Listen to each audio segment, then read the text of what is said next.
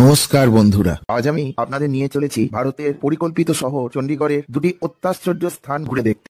Rock garden ও সুকনা lake. Chandigarh শুধু তার সাজানো গোছানো রাস্তা ও আধুনিক স্থাপত্যের জন্যই বিখ্যাত নয়, এখানকার প্রাকৃতিক সৌন্দর্য ও সৃজনশীলতার মিশেল সত্যি অবাক করে। প্রথমে চলুন দেখে নিই রক গার্ডেন, যা সম্পূর্ণ পরিত্যক্ত সামগ্রী দিয়ে নির্মিত এক বিস্ময়কর উদ্যান। এর প্রতিটি শিল্পকর্মে লুকিয়ে আছে সৃষ্টিশীলতার এক অনন্য নিদর্শন। এরপর আমরা যাব সুকনা লেক, যেখানে পাহাড়ের কোলে এক প্রশান্ত পরিবেশ আমাদের স্বাগত জানাবে। এখানে নৌকা বিহার, মনোরম সূর্যাস্ত এবং পাখির কলতান মনকে এক নিমেষে প্রশান্ত করে তুল। তাহলে আর দেরি কেন, চলুন শুরু করি আমাদের আজকের চণ্ডীগড়ের এই সুন্দর যাত্রা। ভিডিওটি ভালো লাগলে লাইক, কমেন্ট ও সাবস্ক্রাইব করতে ভুলবেন না। বন্ধুরা, তোমরা যারা আমার আগের ব্লগ দেখেছো তারা জানো আমি 9 আগস্ট হরিয়ানার প্রাচীন চণ্ডীমাতার মন্দির দেখে রাতে জিরকাপুরের সিমলা চক এসে পৌঁছই। জিরকাপুর, সেখান থেকে চণ্ডীগড় যেতে গেলে এই যে সোজা রাস্তাটা, এটা জিরকাপুরের দিকে যাচ্ছে, আর এই রাস্তাটা চণ্ডীগড়ের দিকে যাচ্ছে। আমাদেরকে এই রাস্তায় যেতে হবে, এটাকে বলে পাতিয়ালা চক। তো সেই পাতিয়ালা চকে এখন আমরা দাঁড়িয়ে আছি। সেখান থেকে অটো করে চণ্ডীগড়ের দিকে চলা শুরু করি। পাতিয়ালা চক থেকে এখন আমরা চণ্ডীগড়ের দিকে যাচ্ছি। অনেক রাতে হোটেলে পৌঁছে আর দেখানোর কিছু ছিল না, তাই আজ সকাল থেকে শুরু করছি। আচ্ছা, আমরা চণ্ডীগড়ে কোন হোটেলে আছি সেটা তোমাদেরকে একটু দেখিয়ে দিই। এটা হচ্ছে সিমলা হাইওয়ে। এই হাইওয়েটা ওদিকে সিমলার দিকে চলে গিয়েছে, কালকে আমরা যেখানে গিয়েছিলাম। আর এই হচ্ছে সানরুফ হোটেল অ্যান্ড ব্যাংকুয়েট। আমরা এখানেই আছি। আজ 10ই আগস্ট আমরা চণ্ডীগড় দর্শনে বেরিয়ে পড়লাম।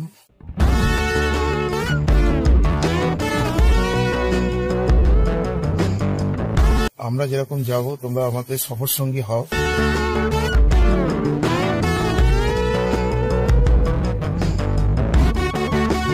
এখন যেরকম যাচ্ছি আমরা রক গার্ডেন দেখতে। রক গার্ডেনে কি হয় না হয় আমি দেখাবো।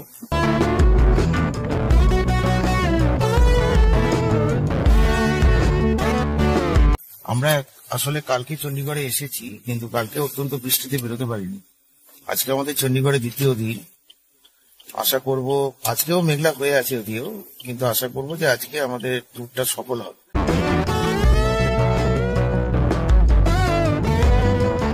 আমরা চণ্ডীগড়ে সেক্টর 1 এর সুকনা লেকের ধারে উত্তর মাঠ বলে এই জায়গাটিতে এসে পৌঁছেছি, এবং এর পাশেই হচ্ছে rock garden. Rock garden a fantasy created by nature. এখানে রক গার্ডেনে ঢোকার গরম এবং ঠান্ডায় সময় লেখা রয়েছে। গরমকালে সময় হচ্ছে সকাল 9টা থেকে সন্ধ্যে 7টা, এবং শীতকালে সকাল 9টা থেকে সন্ধ্যে 6টা পর্যন্ত। এখানে রক গার্ডেনে আগত বিভিন্ন যানবাহনের পার্কিং চার্জ এর একটা চার্ট দেখানো হয়েছে, যেমন 4 হুইলার 20 টাকা, 2 হুইলার 10 টাকা ইত্যাদি করে এই চার্টটা আপনারা দেখতে পাচ্ছেন। লোকাল বাস বা এসি ট্যাক্সি করে এলে রক গার্ডেনে এই জায়গায় আপনাকে নামতে হবে। এখানেই রয়েছে এই অ্যাডমিনিস্ট্রেশনের বোর্ড, যেখানে আপনাকে রক গার্ডেনে স্বাগত জানানো হচ্ছে। ঢুকতে গেলে টিকিট কাউন্টারে আগে টিকিট কাটতে হবে। যেখানে দেখতে পাচ্ছ বড়দের টিকিট হচ্ছে মাথা পিছু 30 টাকা করে, ছোটদের টিকিট মাথা পিছু 10 টাকা করে। এছাড়া আছে অনলাইনে তোমরা বুক করতে পারো। চণ্ডীগড় ট্যুরিজমের অ্যাপ থেকে এই অনলাইন টিকিট কাটা যেতে পারে। টিকিট কেটে আমি এগিয়ে চললাম প্রবেশদ্বারের দিকে। পথে নেচাদেরই বজ্র পদার্থ দিয়ে তৈরি এই মূর্তিগুলি দেখতে পেলাম। কি অপূর্ব শিল্প! সামনের এই পাথরটাকে দেখো, এখানেও আর্টিস্টিক ভাবে বয়ান করছে যে এই রক গার্ডেন নেচাদের তৈরি একটি স্বপ্ন সৃষ্টি বলা যেতে পারে, এবং যাকে চণ্ডীগড় প্রশাসন সংরক্ষণ করে রেখেছে। এন্ট্রি গেটে টিকিট দেখিয়ে এবারে রক গার্ডেনে প্রবেশ করলাম।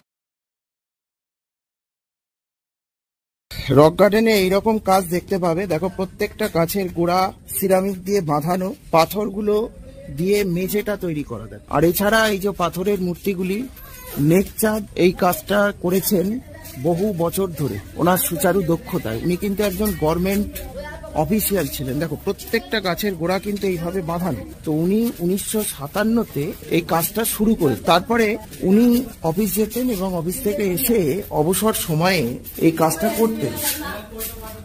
কিন্তু এটা উনি লোকচক্ষুর আড়ালে লিখেছিলেন, কারণ এই যে জমিটা ছিল, এই জমিটা বিতর্কিত জমি ছিল, এবং উনি জানতেন যে সরকার থেকে এর স্বীকৃতি আমি পাবো না। এবং শেষে 10 বছর পরে গিয়ে এটা প্রকাশিত হয়। তখন কিন্তু পাঞ্জাব সরকারের সামনেই এটা চলে আসে, এবং তখন কোর্টে মামলাও হয় এই কাজটা নিয়ে, এবং শেষে মামলায় ওনার জয় হয়। তখন ওনাকে অনেক, হ্যাঁ যেটা বলছিলাম, তারপরে ওনাকে অনেক শিল্পী দেওয়া হয়, এবং সেই এখানে দেখো মাদুরের কাজও দেখতে পাবে, এবং সেই শিল্পী নিয়ে উনি তখন জোর কদমে এই গার্ডেন কমপ্লিট করার কাজ শুরু করেন। 1.6 লক্ষ বর্গ মিটার জায়গার উপরে এই গার্ডেনটা তৈরি হয়েছে। অসংখ্য কাজ এখানে দেখা যাবে। দীর্ঘ 19 বছর কাজ চলার পরে এই কাজ শেষ হয়। পাথর দিয়ে এক একটা স্কাল্প তৈরি হয়।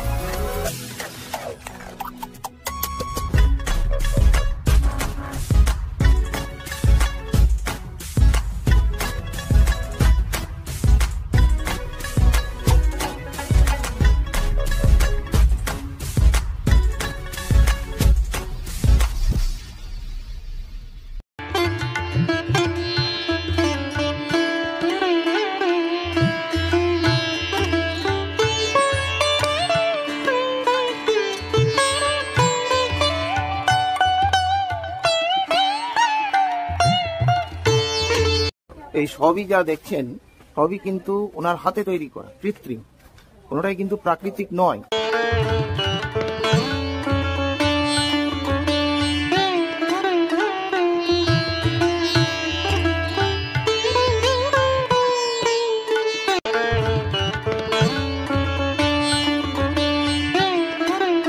এখানে একটা ড্রামাটাইজেশনের জন্য মঞ্চ তৈরি করা হয়েছে, দেখতে পাচ্ছি।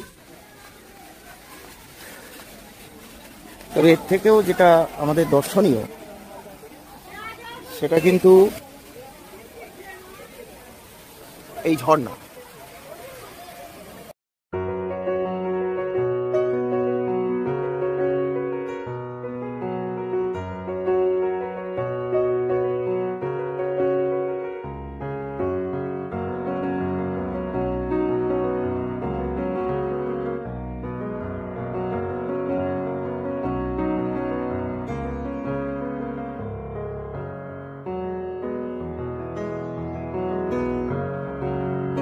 লেখে আমি এখন ঝর্ণার সামনে দাঁড়িয়ে আছি, তোমরা দেখো।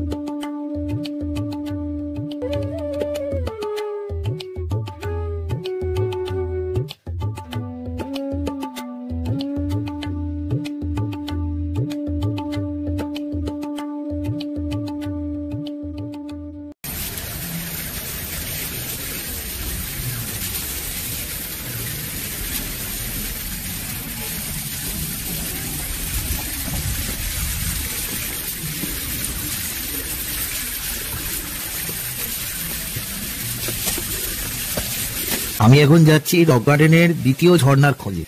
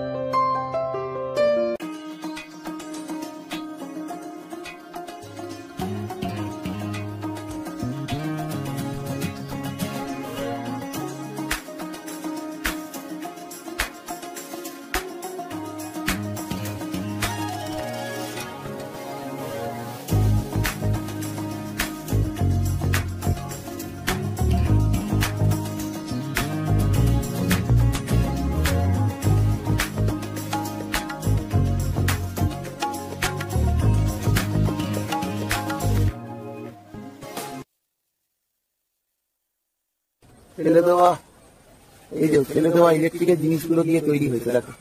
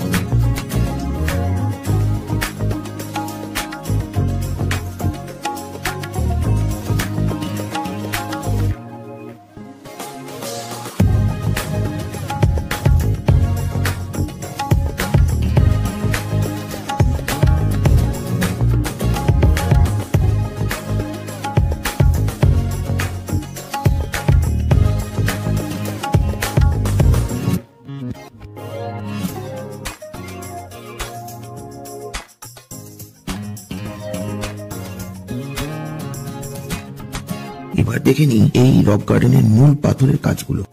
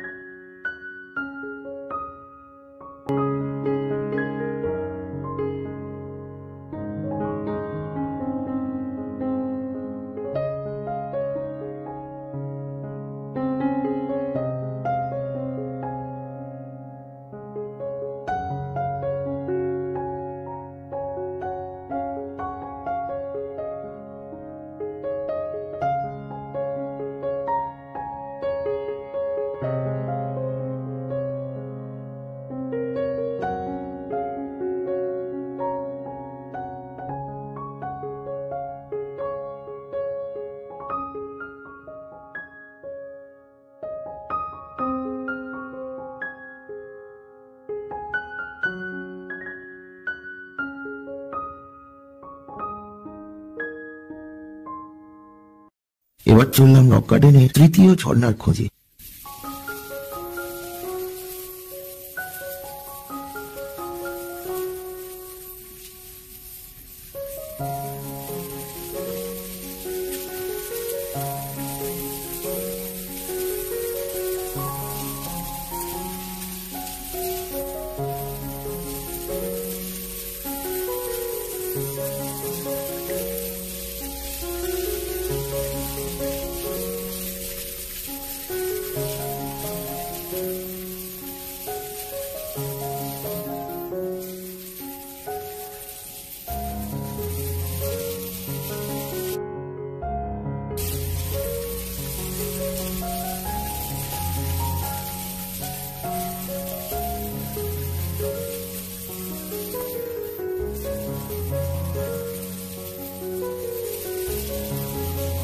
এবার দেখে নি রক গার্ডেনের ফিশ অ্যাকোরিয়াম গুলিকে।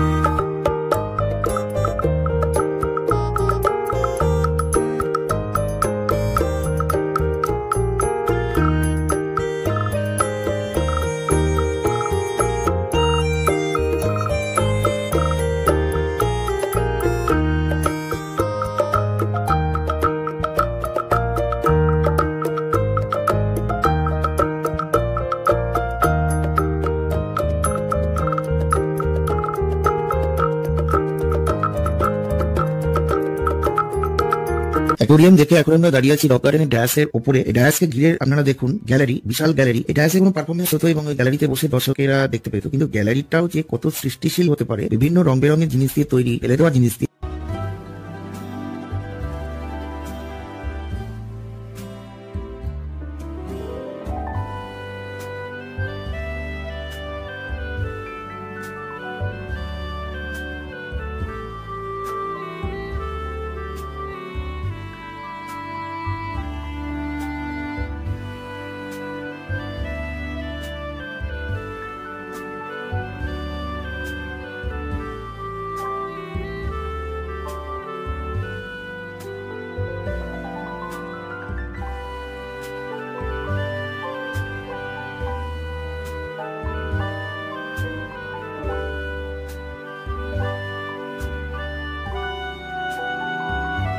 এখন এসেছি সেই বিখ্যাত জায়গা, এটা দোলনার জন্য বিখ্যাত। এখানে বলা যেতে পারে এশিয়া তো বটেই, হয়তো বিশ্বের মধ্যেই সব থেকে বেশি দোলনা একটি জায়গাতে আছে। শুধু এই জায়গাতে ঘুরতেও কিন্তু কচিকাচারা আসে।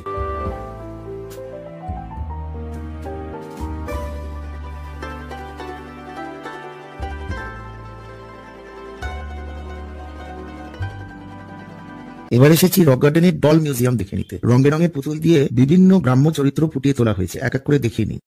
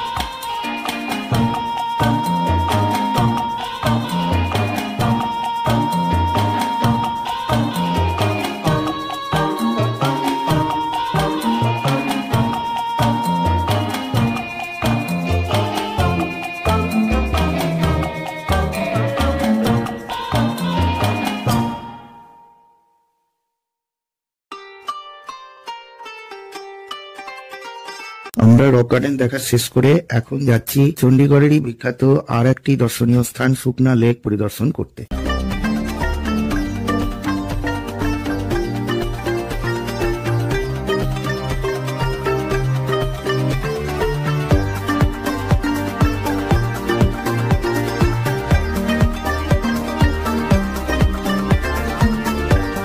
আমরা এখন সুকনা লেক এসে পৌঁছেছি। আমার পেছনে হচ্ছে সুকনা লেক। এটা চণ্ডীগড়ের একটা বিখ্যাত জায়গা, অনেক বড় জায়গা জুড়ে। এটি কিন্তু একটা কৃত্রিম সরোবর বা কৃত্রিম লেক, এটা কিন্তু কোনো ন্যাচারাল লেক নয়।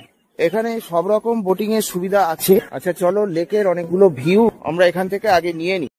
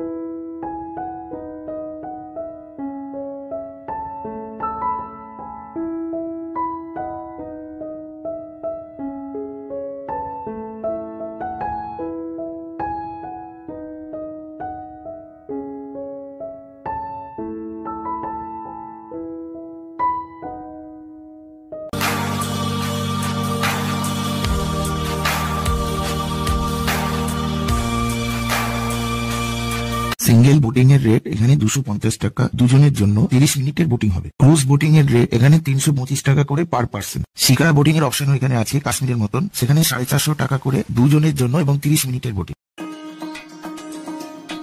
সুকনা হ্রদ 1958 সালে নির্মিত হয়েছিল এবং এটি শিবালিক পর্বতমালার পাদদেশে অবস্থিত। হ্রদটি প্রায় 3 কিলোমিটার দীর্ঘ।